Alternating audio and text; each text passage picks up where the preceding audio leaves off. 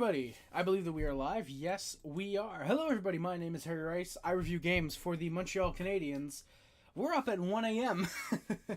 and most of you guys are probably wondering, Harry, why are you live almost 2 hours after the game ends? Well, there's a very good reason for that. I was over on the Talking Habs channel celebrating its 5-year anniversary with Rick and Matt. We had JD there as well. JD, very common contributor to the Talking Habs channel in the live streams, I should say. But I was over there celebrating with them. We watched the game all together. So if there's more detail in the notes, then you have Talking Habs to blame. No, legitimately though, that would be the reason I have more notes, is because I was with the guys taking a couple more notes because I was watching the game. I wasn't upstairs watching it, but you guys know what I mean. And then I was back live on the Talking Habs channel, joining them for the pregame stuff. That's right, I was there with them for the hour-long this time post-game announcement. I might have said pregame, but I meant post-game. Yeah, Rick's usually live for about half an hour. With the post-game stuff, this time it was an hour. So, yeah, we had a lot of fun there. You guys can go check those out. Actually, link is not in the description because I didn't even think about it, but give me a minute and I can get the...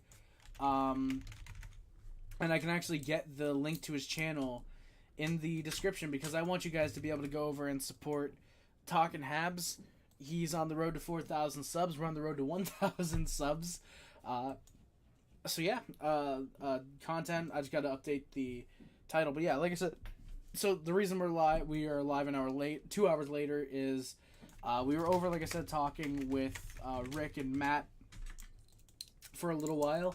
And, yeah, oh, I didn't realize that's how you do it. Okay, so the description should be updated. If you guys refresh the stream, you'll see in the description is the Talking Habs YouTube channel.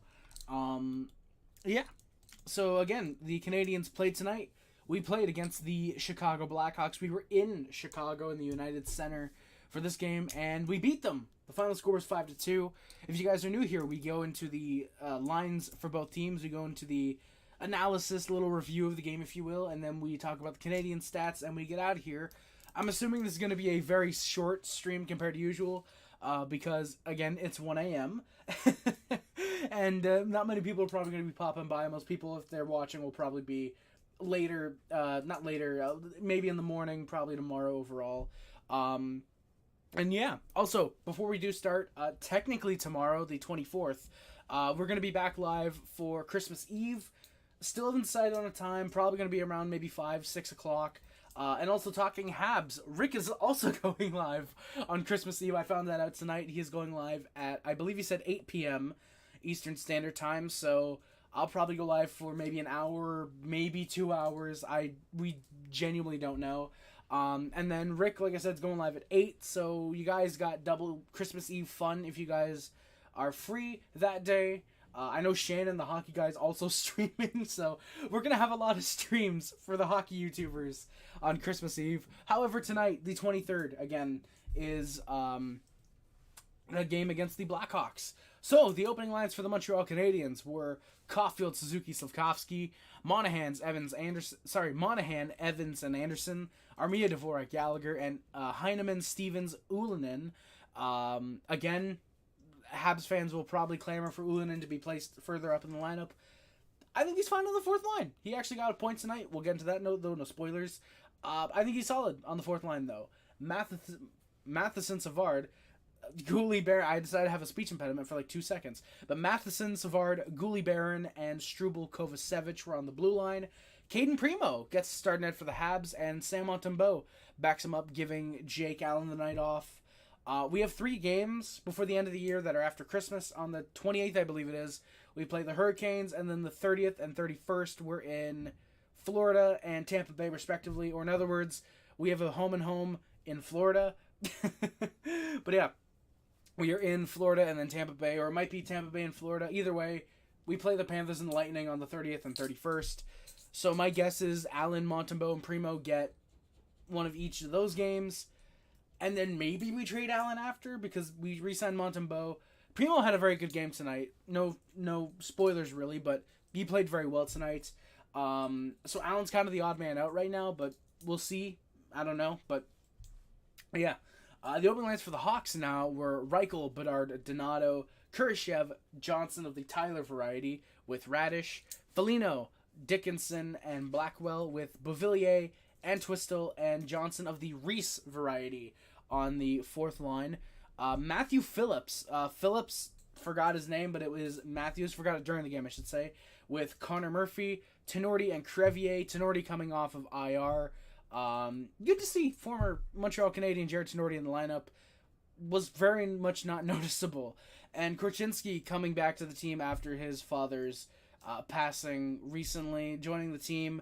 Would have liked for him to get a goal tonight. Unfortunately, he did not score either of the Blackhawks' 2 goals. That would have been cool, but just unfortunately it didn't happen. He was paired with Nikita Zaitsev, so that might have been the reason he didn't score tonight. But yeah, I like Kevin Korchinski. I hope that he ends up panning out very well.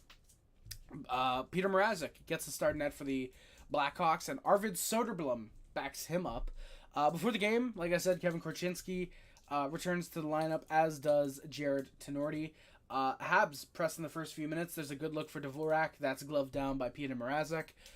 6 minutes in, there's a good first line shift. That nearly turns into a press, but some missed passes leads to a turnover. The Hawks get into the Habs zone. There's off of a Habs turnover, there's a near shot, but nothing, as the shots are 3-0 for the Habs 8 minutes in, so a very, very boring first period. There was not many chances. Thankfully, a boring first period led to me, Rick, Matt, and I being able to just kind of talk and shoot the shit on the stream. So yeah, if you guys want to enjoy a very boring first period and be subdued and restfully, I don't even know what I'm saying anymore, but enjoy a conversation between me, Rick, Matt, and the viewers of their stream, check that out. Again, Talking Habs link is now in the description. You guys can check that out. Hawks get their first shot 9 minutes in. There's an easy glove stop by Primo. Habs then go to the power play. Connor Murphy's called for a high stick on Monahan. Habs top unit tries to press, but the second unit gives up a shorthanded chance. The shot is just wide, though, on a clear breakaway. It was either wide or just off the crossbar. I think it was wide, though. We didn't get 15 replays of it, so I'm assuming it was wide. Habs are 0 for 1 on the power play. Slavkovsky then has a good deke off of a pass from Heineman. He almost scored. That's a good chance there. Canadians get a decent rush. Evans nearly buries a solid chance. A couple looks for the Canadians, some minor chances as the Hawks press off of a commercial break.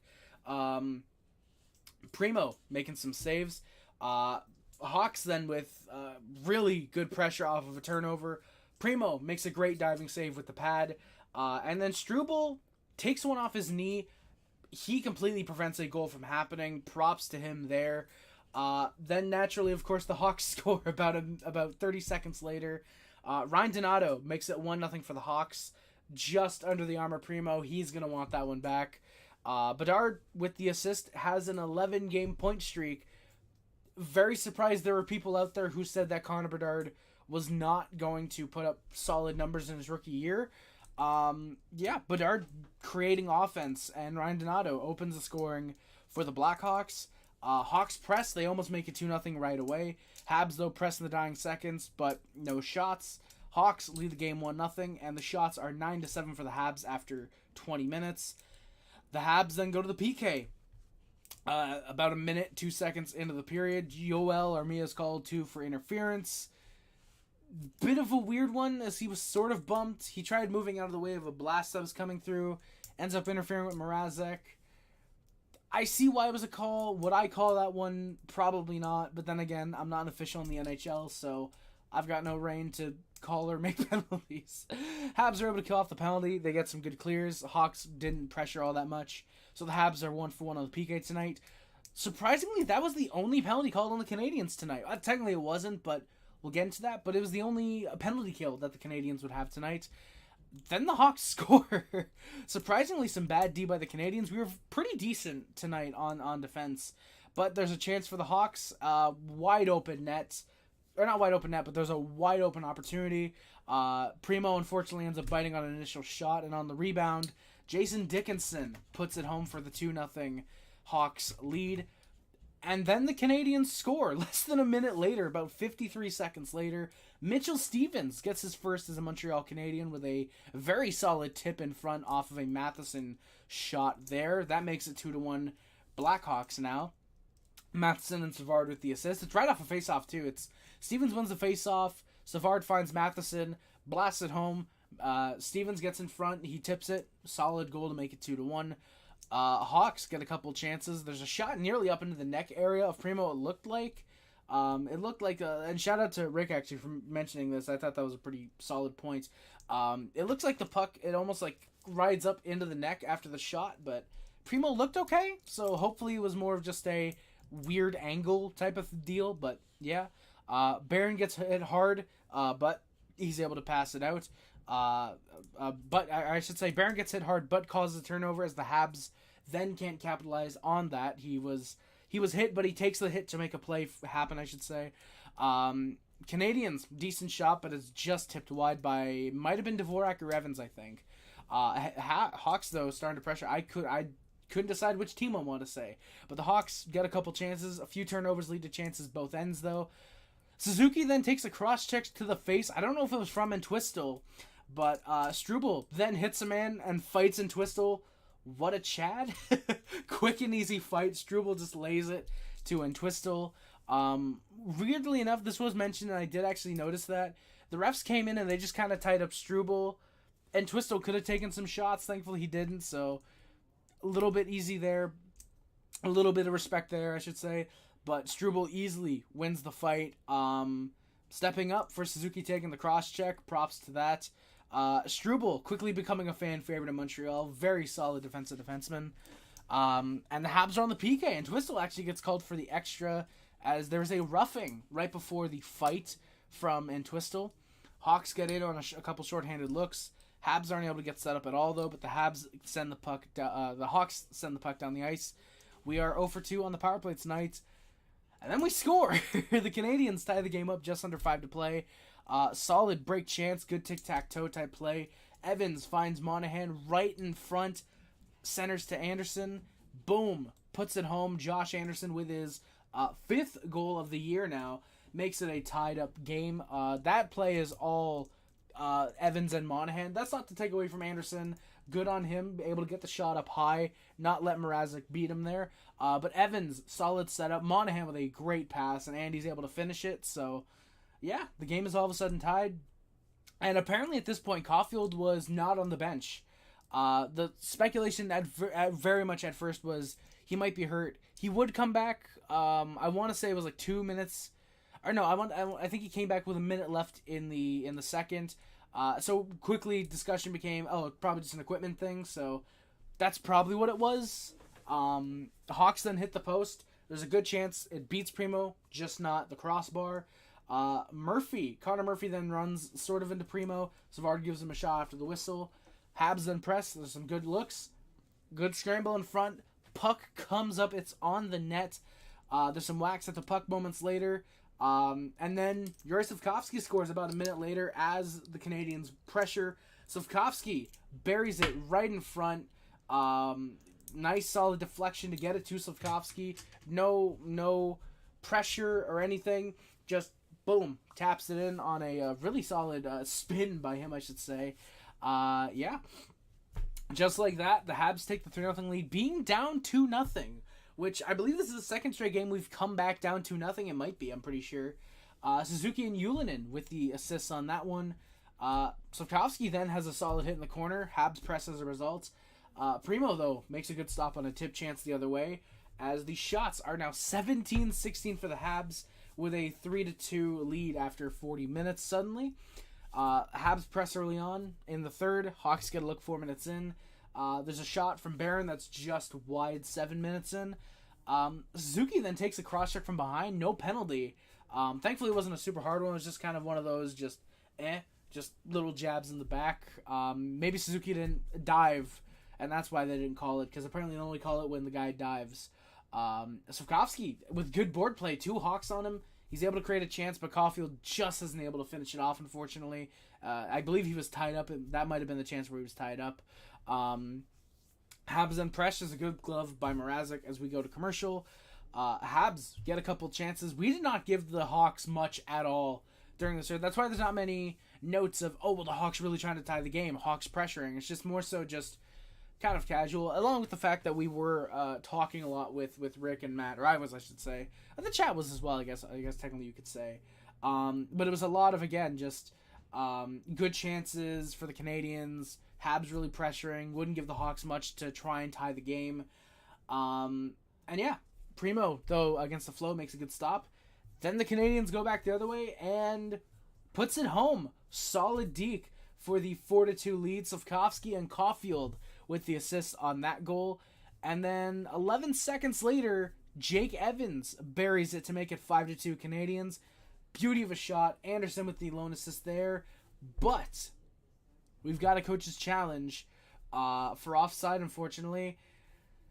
And it's called off. I actually don't think this one should have been. There's a lot of times where I'll say I can see where the refs might have called, where said called off goal or taken away goal could have been. This one I can't see it because the puck is clearly at the line along with the skate of Anderson, who was coming in, who was the one that was apparently offside. But there were apparently, what the TSN commentators had said was that there was no conclusive angle to determine if the play was offside, which means that the goal should stand. That's usually what it is. When there's no conclusive evidence, the goal should stand. This time it's taken away, which that sucks, but Canadians still have the 2-goal lead with about 5 minutes left. Habs Guru in the stream. How's it going, Habs Guru? Crazy the Habs are so close to a wildcard position. Want to play spoiler and mess with wildcard teams and steal points. Habs Guru, absolutely right now. Absolutely my guy. Yeah, I couldn't agree more. I think if the Canadians, if they sneak into a playoff spot, obviously I'll cheer. But I think if we end up just out of the playoffs, say 40, 41 wins, end up stealing wildcard team points, we're very competitive. I think that's actually a massive step up for this team. I think especially when you have guys like Joshua Waugh, Lane Hudson, potentially Ryan Bacher coming up next year. Maybe Sean Farrell. I think Sean Farrell has an outside chance to make the team next year. I definitely think that with guys coming up next year will have a much better chance of being a 40-plus win team. If we could end up with 40 wins, that would be awesome. I don't know if we do, but I think we'll be a very competitive team for the remainder of the year. And like you said, Habs Guru, though, it is very crazy that we are very close to a wildcard position, though. Jeff, who can fill the wanted poster these days? It definitely ain't Anderson. 4 goals in his last 5 games. He's playing great all of a sudden. Ullinen fourth line, can't really say there's much big expectations from him. And yeah, Gallagher, it's more so just he's given his heart, I should say. He's maybe not playing up to how I would like him to play, but then again, there's a reason he's in the NHL and I'm not. But I don't know who could fill the wanted poster. I don't know if we even need somebody. I definitely don't know if we need somebody that's on the empty net or the wanted, if found, please return to the Canadians poster.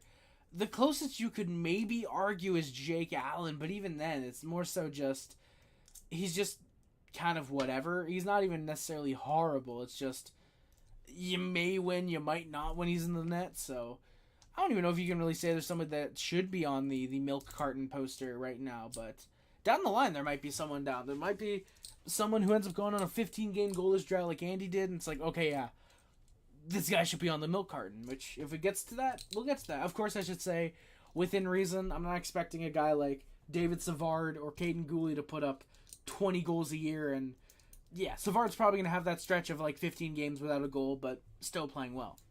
Habs Guru, absolutely. Andy needed that empty netter to break out of his shell. Absolutely. I couldn't agree more. He's got, God, what was it? He had 2 points, or he would have had 2 points tonight if Evans' goal had counted. He would have had 2 points. That would have been, 7 points in his last 6 games? I feel like it's something crazy like that. Seriously, Anderson's been playing so much better since the empty netter. And it's funny, because I sort of had the same idea as the empty netter. I said, put him on the 4th line for a game. That's somehow going to be the one where he scores. He ended up scoring like 5 games afterwards, so didn't take him much longer after I suggested putting him on the 4th line, but definitely something in that vein where it's just, hey, empty net goal, blah, blah, blah. But he's definitely, like you said, he's produced since then, and you know what?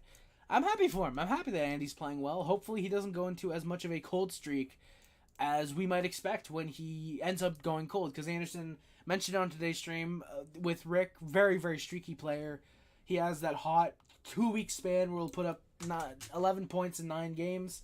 And then he'll go cold for, 3 weeks. And then 12 points in 8 games and then go cold. So he'll go cold. That sounded very southern there. But he'll, be a very streaky player. So hopefully he ends up being a little bit more productive than usual because he had that extra long stretch of no scoring to start the year. Hopefully he's rewarded with an extra long hot streak. That would be very nice. Hawks press, good shot by Hawk, but Primo holds with 6 minutes left. Pretty boring following 3 minutes. Neither good chances for both teams. Hawks pulled the goalie with just about 2.5 left. I was surprised they pulled him a little bit early. Armia just misses the empty net, but Savard hits it unassisted off a turnover from his own zone, flips it up, and just slowly but surely bounces into the empty net. So Savard with a 2-game goal streak. Actually, funny I mentioned Savard. Funny. Like I said, I mentioned Savard. He's on a 2-game goal streak now, so expectations are rising slowly but surely for David Savard, the, I think, 32-year-old. I would have said the first 2-goal game streak in his career, but I'm 99% sure he's had like a 5-game goal streak when he was in Columbus one time. It was freaking crazy. But he gives the Canadiens the legitimate 5-2 lead now. Let's be honest, it should be 6-2. Gonna put ex-coaches Ducharme, Therrien, and Tremblay up by my laser discs. Also out of the 17 date. Yeah, we're out of 17 date. You gotta put those guys up by the laser discs. Just outdated, useless, as much as I would like to own a laser disc, because they're kind of freaking cool. Like, come on. It's a giant disc that plays a movie. How can you not find those at least cool? But put them up there, out of date, useless the format. Nobody makes them anymore. And quite frankly, we should forget about them. But again, unlike those coaches, laser discs are actually, again, kind of cool, but you get the comparison. You gotta put them up on the shelf. We talked about the prospects earlier. The Habs have a nice list of them coming up through the ranks. With so many, yes, exactly. So many of them. Some might get traded, and exactly. Like I know that we've talked about. We have so many good young defensive prospects, and just good defense for the future. Gooley, Hudson, Reinbacher, Barron, Harris, Jackeye, Mayu, William Trudeau. People have talked about. That is 8 right there. And we would need to get rid of 2 of them already, which is insane. Not to mention Matheson. If he ends up being here for another year or 2, he eventually might, unfortunately, be out of Montreal. Who else is there? There's that kid in Russia right now that's playing very well, that the Canadians picked in like the 5th round. Bogdan Konyushkov, I think is his name. Bogdan Konyushkov. He's apparently looking very good. So there's definitely, like, blue liners alone. Like, and then you look at forward, of course, Suzuki, Caulfield, Slavkovsky, Kirby Doc, Caden Gooley.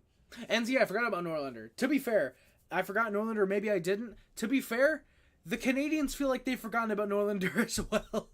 He's still a healthy scratch. I'm like 99% sure. Unless they did send him back down and he's just not getting used with Laval. Okay, never mind. He was sent back down. Okay. Never mind. That's weird. Because there was like that period for like 2 weeks where Norlander was called up, and then it was like, yeah, he's just not playing.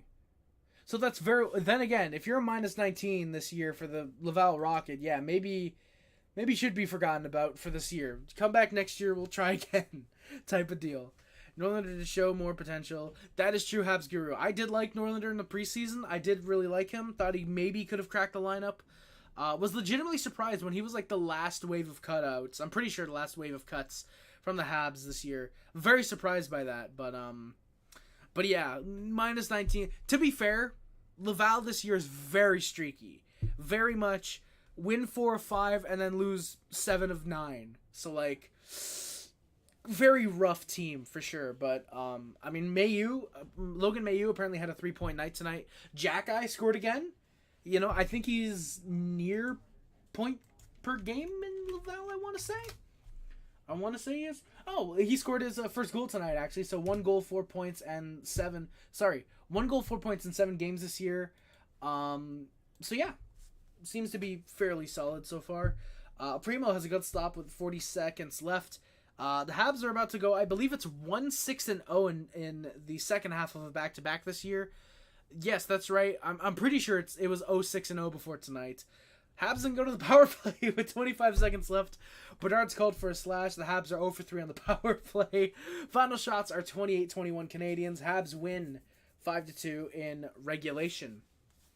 So real quick, boys, we are going to go through the stats and get out of here. I got to help my family with something, even though it's 1:30 in the morning. Yes, we're all up. Yes, it's weird. Yes, Habs Guru Savard is doing very solid these days. I think it is because he has more support. Like, you look at last year, really, actually, you look at that 21-22 season, and what he had to deal with. It was like nothing. It was just like garbage D. He had Jeff Petrie still playing. He had, I'm pretty sure, Ben Sherratt for the first portion of that year. He had no support. Now, this year, you look, it's like Mike Matheson, Kirby Dach, Caden Gooley.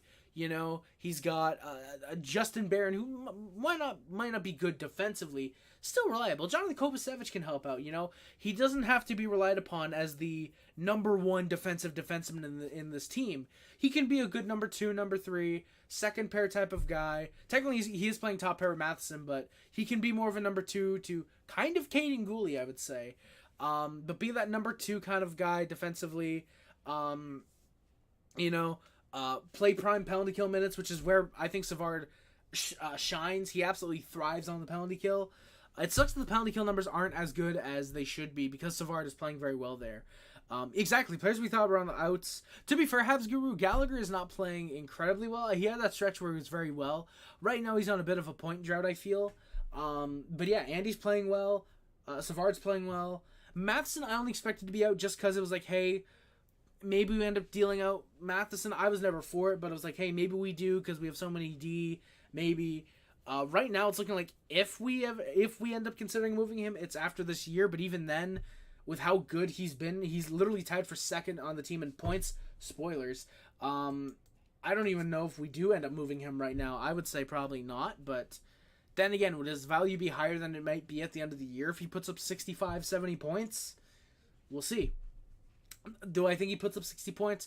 Yeah, there's a pretty decent chance of it right now. He needs like 32 points in the last 50... actually, now that I say it like that, yeah, maybe. Might not. Maybe 50 points is a more more realistic expectation for him. So, yeah. But yeah, overall, aside from Allen, players that we thought are on the outs are doing pretty solid, Habs Guru, I would definitely say. Stevens comes through with like super glue. He can be sniffed with... Exactly, Jeff. Mitchell Stevens comes through with like super glue. He can be sniffed with 0 brain damage. Exactly. You can have him in the lineup. No damage done. Reliable fourth line 2-way guy. More of a defensive type of center. Completely fine with Mitchell Stevens as a fourth line guy. Is he the fourth line option long term? Yeah, obviously not. He's really just up here because we needed a guy for the fourth line center spot, and Stevens is very reliable. He can handle those minutes short term, so I'm fine with that, honestly. Nick Suzuki, though. Again, we're going to get the stats, and I'm going to work my way out of here. Nick Suzuki leads the Canadians with 10 goals, 20 assists, 30 points. Caulfield has 8 goals, 16 assists, 24 points. Mike Matheson.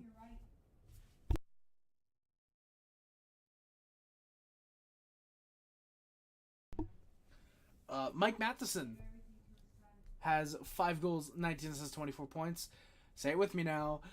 Remember when Mike Matheson wasn't playing like top 15D? Yeah, me neither. About 5 games ago. Forgot to mention that part.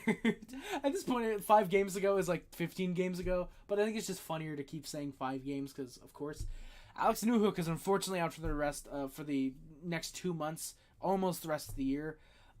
He has 7 goals, 6 assists, 13 points. Justin Barron, 6 goals, 6 assists, 12 points. Slow start for Suzuki. Fans complain they just need to exactly Habs Guru. I remember 4 games in. I actually forgot that, but I remember now. 4 games into the year, he had like an assist, and fans were like, "What happened to Nick Suzuki?" And now he's the leading point scorer. Like literally since the first 4 games, I'm pretty sure he has 29 points in 29 games. Like, I'm pretty sure it's something insane like that. Like, Suzuki's playing very well recently. Brendan Gallagher has 5 goals, 7 assists, 12 points. Yuroslavkovsky, 4 goals, 8 assists, 12 points. Jake Evans, 2 goals, 9 assists, 11 points. Josh Anderson, 5 goals, 5 assists, 10 points. Caden Gooley, 2 goals, 7 assists, 9 points. Tanner Pearson, forget him. Yeah, I think most Habs fans did. Despite the fact he has 4 goals, 4 assists, 8 points. Christian Dvorak, 3 goals, 4 assists, 7 points. The exact same as David Savard. Yeah, I mean, to be fair, NZA, like, fake fans, I would argue, like, to be fair, the Canadian Doc was looking better than Suzuki through the first 2 games, so I did get the hey, should Doc maybe be the first line for a little while? But yeah, no, I think the expectations were just like, hey, Suzuki's gonna be 70 points. Do I think he gets there? Yeah, it looks like it. He has 30 points in 33 games, so he should get there. Have a very happy Christmas, Jeff. You too, my guy. Be safe, thanks, and bye now. I read it as bye, but no. Thank you, Jeff. I appreciate it. Have a very happy Christmas as well. Stay safe for sure. Habs Guru, yes. Doc will kind of be like a new acquisition when he's healthy for sure. I definitely think that with Kirby Doc, like when he's healthy next year, we're going to get like, it's almost, I don't want to say Sidney Crosby, but we're going to get a Sidney Crosby level return, I should say, for him. Not in the sense that, oh my god, the best player in the league is back, but you get what I mean. Like, it's going to be that, hey, look, this dude's back, and he's going to continue like nothing ever happened. That's what I'm saying by like a Sidney Crosby-esque return. At least that's what I hope for. And apparently, I forget which insider it was, had apparently posted that Doc potentially could return if the Canadians make the playoffs. So that would be fun. Jesse Ullinen, 3 goals, 3 assists, 6 points. Jonathan Kovacevic has 4 goals and an assist for 5 points. Yoel Armia has 4 goals. Gustav Lindstrom, 3 goals and an assist for 4 points. He's currently a healthy scratch. Jaden Struble with 2 goals, 2 assists for 4 points. He's unfortunately hurt right. No, sorry, not Struble. I was thinking of Harris. Michael Pizzetta, who was a healthy scratch for Emil Heineman tonight, and with a goal, 3 assists for 4 points. Raphael Harper was currently hurt, unfortunately, 4 assists. Arbor Jacki, who's currently down in Laval with a goal, 2 assists for 3 points. Jordan Harris with 3 assists. Kirby Doc with 2 assists. Mitchell Stevens with a goal. Jake Allen and Caden Primo each with an assist. Michael Pizzetta and Arbor Jacki with 3 fights. And then Yuroslavkovsky, Josh Anderson, Caden Gooley, Tanner Pearson, and Jaden Struble each with a fight. I tried to get that out as fast as I could, but wasn't able to. So yeah, boys, that is the final Habs stream before Christmas. Keyword if, exactly, NZA, exactly, yeah. Heineman I thought did look pretty alright. I didn't notice him a lot, mostly because we were on Talking Habs channel. So I wasn't paying like 100% attention to the game, I will admit that. But yeah, Heineman had a couple of decent looks tonight. He almost set up Slavkovsky for a solid goal, so that's already looking better than his first game. But then again, when you're given about 6 minutes in your NHL debut, how much can you really do? But then again, that wasn't 6 minutes of do what you can. It was just 6 minutes of get yourself used to the NHL, give yourself a couple games. We'll probably try your third line. Just see what you can do after that point. So, yeah. Hey, Habs Guru, I'm heading out in a minute anyways as well. Thank you. Everybody have a Merry Christmas for sure. Go Habs Guru for sure. Absolutely. But yeah, like I said, this is the final Habs live stream before Christmas. We are going to be live Christmas Eve, though, technically tomorrow. Again, don't know if we're going to be playing some WWE Supercard. Maybe we'll play a little bit of that and go to some NHL. Maybe we'll do an NHL game, because I do have my PS4. I also have my PS3 in the other room. I could hook that up maybe. Play a couple rounds of that. But yeah, happy holidays for sure, NZA. Merry Christmas, happy holidays, whatever you guys prefer. Happy Kwanzaa, happy Hanukkah, Merry Christmas, happy holidays to anybody who's checking the stream out. Blackhawks need all silver uniforms. The current are hideous. Jeff, I think a silver Blackhawks jersey could actually look pretty solid. I actually think that could be interesting. I think that could be fun. But yeah, again, have a Merry Christmas, everybody. Yeah, we're gonna be live again tomorrow, the 24th. Not tomorrow as in the 23rd, but tomorrow as Christmas Eve. We'll be live again, probably around 5 to 6 p.m. Don't know if we're gonna go live exactly until Rick goes live on Talking Habs, or if we're just going to go live, and whenever he goes live, I'll ping the Discord. We'll see. But either way, you got the hockey guy. I don't know what time he's streaming at, but I know hockey guy goes live on Christmas, not Christmas Eve. Sorry.